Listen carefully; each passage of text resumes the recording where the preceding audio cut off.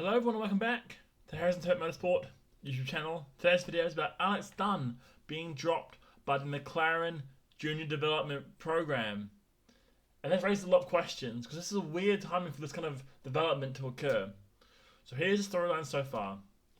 This year, after having great performances in F3 last year, McLaren pick up Alex Dunne. He has a great season so far. I think he's around P5, P6 in the championship after looking potential to win the championship earlier on in the season. Still, first year in F2 and also quite a young driver at that.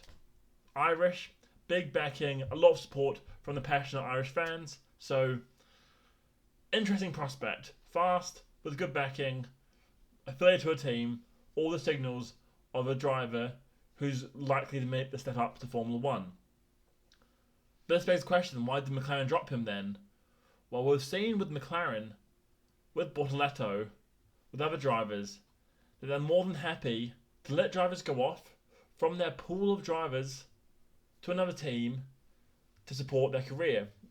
Bortoleto, he joined for his maiden F2 career, or season, won that, and then McLaren let him go for a very reduced price to Sauber.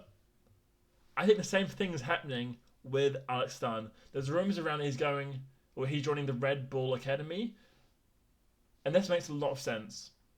Red Bull, they have Liam Lawson and Sonoda, who's going to fill the RB seat for 2026, and it seems like they're not like enthusiastic about either of them being in the seat. They don't mind them in the seat, but I'm sure they'd rather the next up-and-coming driver be given a shot there, alongside Lindblad, with Hadjar and Verstappen in the main team. And this is where Dunne can come in. Because the Red Bull Juniors, apart from Solov, who's in the Campos team, in F2 next year, there's not many other great prospects in Formula 3, in Formula 2 for Red Bull at the moment. I mean, I think Barry Boyer joined Red Bull, but no, he joined Aston Martin. Sorry, he joined Aston Martin. That's my fault. But still, apart from Solov, there needs to be more competition. And this is what Dunne is lining up for. He knows that the next 3-4 years, he's not going in that McLaren team with Piastri and Norris both on long-term contracts. So he's joining the Red Bull Academy. I would say likely in Campos or maybe in Victor, looking at the 2025 grid.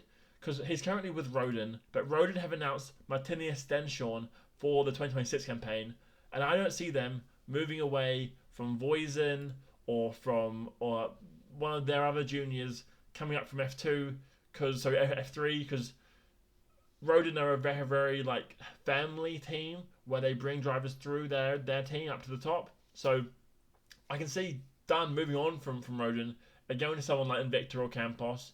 Campos due to the Red Bull links, and Invicta because they look like one of the best teams in F2 with these new regs. So, yeah, very exciting. I think he is staying another year in F2, which is great to see because the amount of pressure that's going to be on his back. And if he's in Campos alongside Solov and Dunne will be in the same team fighting for that same seat, likely along Lindblad for 2027.